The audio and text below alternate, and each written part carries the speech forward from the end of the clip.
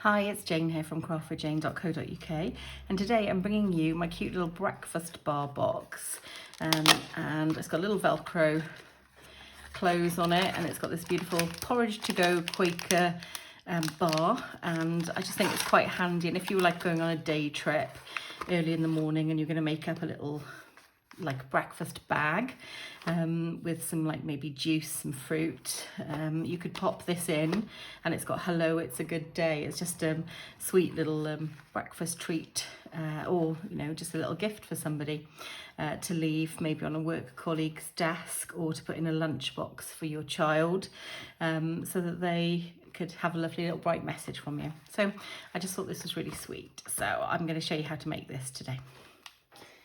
So the paper that I've used is the beautiful Butterfly Kisses from the new annual catalogue, and it's got an absolutely gorgeous amount of very brightly coloured, that's the one that I've used, one of the ones I've used, beautiful brightly coloured designer series paper in 6x6, and it's got butterflies on it, of course, hence the name, and I really love it. It's got in here 48 pieces of designer series paper, 11.5 and 4 3/4 on the short side. I'll also put that into metric for you as well. So on the short side, I'm going to score it at 3/4, and I'm going to score it at 4. It's going to create the sides of my box. On the long side, I'm going to score it at 4, 4 3/4, 8 3/4, and 9.5.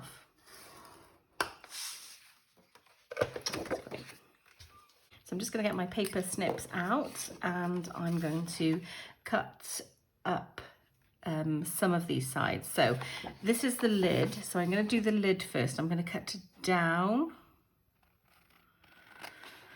past the first score line to the second score line, and then I'm just going to trim off this little outer piece here, leaving this tab, and I'm going to mite it in for this tab. And this is going to be the lid, and this is going to be the tabs that sort of hold your breakfast bar in the box nicely. So I'm going to do the same on the opposite side. So I'm cutting down.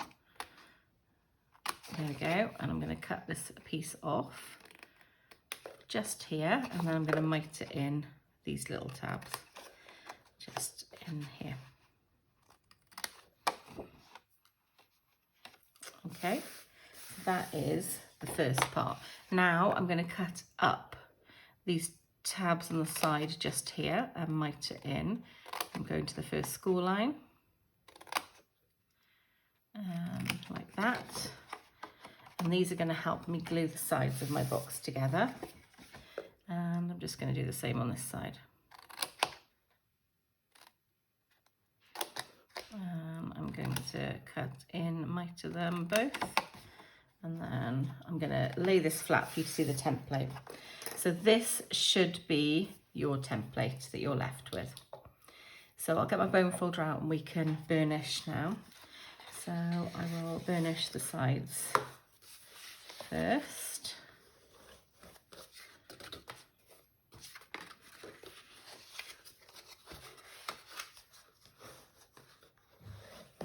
There we go, and then finish up. That's lovely. So this designer series paper, I just think looks so bright and cheerful. I love it. And these little tabs just on the side, just here.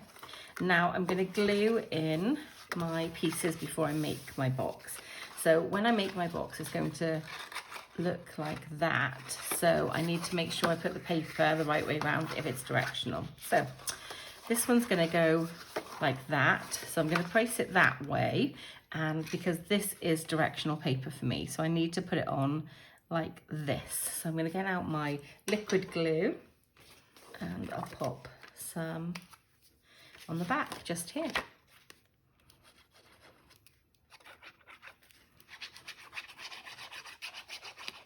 There we go. And as I said, I'm going to place it this way round in.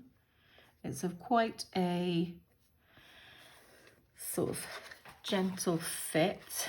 It's only a little bit bigger than the piece itself and the space it's going into. So the piece, this DSP, I have cut to 3 7/8 and 3 1/8. So you can see that I've literally only left a 1/8 border all the way around. So this is the piece that needs to stick on here. It's not directional, but if it was, you would now rotate your project and you would stick this piece just here on the lid. So I've cut this piece to 1 7/8 and 3 1/8, but you could, if you're using A4 letter size, you would need to remeasure this and then just take 1/8 off both of the sides of the measurement to make it fit. So I'm just going to use my liquid glue and I will pop this on here. And again, we just have that tiny border at 1/8 of an inch border all the way around. So I'm just going to check that. There we go. And I'm going to press these down. Just use a little bit of my, there we go. Okay, so that is the designer series paper on, and you can see that that's going to look like that when it's finished. So now I need to glue my boxes down. So for this, I'm going to use my Stampin' Seal Plus. This is the front of the box, so I want to make sure that I'm going to put my Stampin' Seal Plus on the inside of this section just here, like that. And I'm going to put my tabs in the middle, so I'll put also put some tear and tape on my 2 little tabs just there. So how I would do this is I'm going to bring this up here to make a right angle, and I'm going to tape that down, and I'm going to do the same on this side just like that. And so that has created that box shape just there. Now I'm going to bring this together and I'm going to complete this by sticking the side down like that. And I'm going to repeat that, making sure I keep it all nice and straight onto this side, just like that.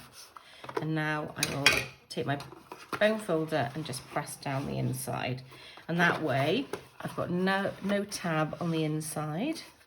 It's in the middle of the two, and you can see that it's just like that. Okay, so I'll get my little breakfast to go bar out and pop that in. Put my tabs down and I will bring that over. So now I'm going to put my Velcro dot into place before I decorate. So I've got these Velcro dots ages ago from an internet company, and they're quite, I bought way too many. I've got black and white ones. But yeah, so I think I'll have enough to last me a lifetime of crafting here, because I've got absolutely loads left. So yeah, they were very economical. So I've stuck the top to the bottom here, and I'm just going to put it about approximately here, which is roughly in the center. And then I'm going to make sure my box lines up beautifully, because I don't want this to be misaligned. And I'm going to gently press it down, and then I'm going to ease it apart, because this is the first time you do this, you need to make sure they separate. So now I'll press this one down, and I'll put my fingers in and press this one down. There we go. So that is my Velcro dot on there, lovely. And it's working a treat, so it's doing exactly what I want it to. I'm going to put my ribbon on. I've got the Fresh Freesia open weave ribbon just here. So I'm literally just going to put it through here. I'm going to make my box shut again. There we go. And then I'm just going to tie a bow. Nice and no sticking or anything. I'm just going to literally tie a bow. And this bow then can wiggle around if it wants to. I mean, you can glue it down if you would prefer. A little glue dot under where you've got the bow will just hold it into place beautifully. But I am probably not necessarily going to do that. There we go. Lovely. And I'll get my paper snips. And I'll just snip that off just there and trim this one down. There we go. So that's my little bow in place. And now for the decoration. So for the decoration, I have used the stamp set Hello Ladybug, and I've taken the hello and the it's a good day. I've mounted them together. I've used my Night of Navy ink here. So these are the two predominant colours for this project that I've picked, Fresh Freesia and Night of Navy. So I've used my Night of Navy ink, and I have cut out, so I stamped it, stamped one on top of the other. They're photopolymer, so you can actually see through them quite nicely. And I've used the Beautiful Shapes dies, and I've just used this one just here to then cut that sentiment out. So I'll pop that on. I think I'm going to pop it on with some Stampin' Dimensionals. And I've put this one centrally, but I might put this one at an angle. So I've got two Stampin' Dimensionals. Just I'm going to put one there, and then take the backs off. I don't think you need any more than that. And then I could do it centrally again, or I could do it off to the side. I think I'll do it centrally, actually. I quite like it. So I'm going to, for it to be central, I'm going to line my box up, find the center line, and then try and just by eye pop it somewhere near where I expect the center to be. This grid paper is so versatile because it gives me a great balance to find the center points in quite a few of my projects. So lastly, I'm going to use my medium daisy punch, and I'm going to punch out some of the flowers. So I could use the flower set here to stamp, and in Fresh Freesia, which is what I've done here, and I will do it on this one, and cut out two of the flowers and then mat them on each other. So if I just show you, I would cut out one. I don't know if I'll fit two on this piece of paper that I've got here. There we go, just about two. And I would glue them like this. Oops. Something like that, to be able to get a beautiful flower shape. So literally just put a dab of glue, stick them together. So I've already done that here. I did actually stamp this one out, so you can see that just in there. And then I would use, I used my Glossy Dots assortment, and I used one of the purple ones out of here to stick on the flower. And then I've just curled my leaves like this, to make them just slightly bow like this, you can see. So it gives you that sort of pattern, a bit more like a daisy. Pop a dimensional on the back, take it off, and then I'm going to put it down. I'll put it in the opposite corner for this one, and I'll pop it just like that. Press it down, and that is my cute little designed breakfast bar gift box. So it's a really nice, easy one to make, very versatile, and I just think it looks really sweet, and it sort of really makes a breakfast bar into something a little bit more special. So I do hope you've enjoyed this today. If you would like to purchase any of these products, all of these are in the annual catalogue, and then please do follow the links below to my shop. If you don't already have a demonstrator, I'd be delighted if you shopped with me. I send out a card, handmade card with each order, and if you use a qualifying order on my host code, you get a whole little gift pack to thank you the following month after you've ordered. So do follow the links below, and follow the links below to my blog, where you will see all of the measurements in centimetres and inches. So I do both metric and imperial for you to be able to follow and case my project if you're interested. So I'm going to say bye for now, guys, and happy crafting.